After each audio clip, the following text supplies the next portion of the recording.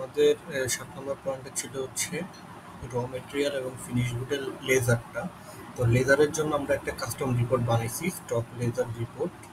এখানে আমি যদি যাই, এখানে আপনার র মেটেরিয়াল বলেন বা আপনার ফিনিশ গুড বলেন, সব কিছুর এই ইন আউট হিসাব সব কিছু এখানে আছে। আপনি ডেট দিয়ে ফিল্টার করেও দেখতে পারবেন এখানে যে আমার এখানে ২-১০ আমি ১ মাসের দিছি, ১ মাসের আমার ডাটা এখানে আছে।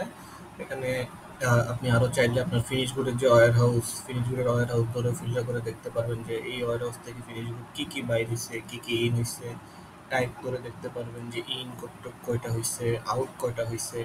এবং এখানে চাইলে আপনি কেজি, রোল যে কোনো কিছু দিয়ে ফিল্টার করে নিতে পারবেন, যে কোনো ইউএম দিয়ে আপনার কেজিগুলো দেখাবে এখানে।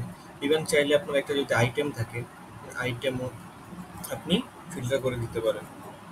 যেমন আমি মধুবন ব্রেড দিছি, মধুবন বানানাগুলো আসতেছে। অন্য কিছু দিলে, যেমন আমি যদি অন্য কিছু দিই, সরি আইটেমে চলে গেছে, অন্য কিছু দিলে এখানে আর আসবে না, এই নাথিং টু শো।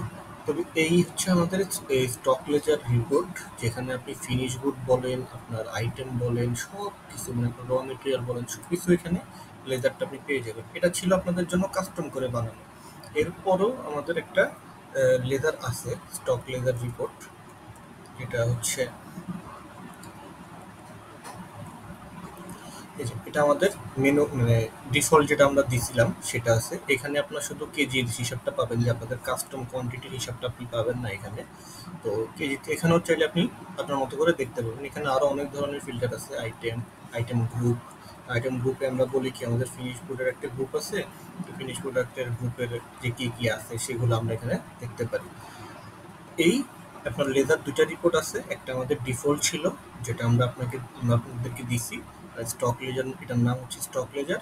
আরেকটা হচ্ছে এখানে যেটা আপনাদেরকে কাস্টম বানিয়ে দিছি, স্টক লেজার রিপোর্ট। তো ২টা রিপোর্টই আপনি দেখেন, দেখে এখানে যদি আপনার কোনো ফিডব্যাক থাকে আমাকে জানান। এখানে আশা করি এখানে আপনার লেজারের সব কিছু হিসাবে আপনি পেয়ে যাবেন। তারপরেও আমাকে জানাবেন। ধন্যবাদ।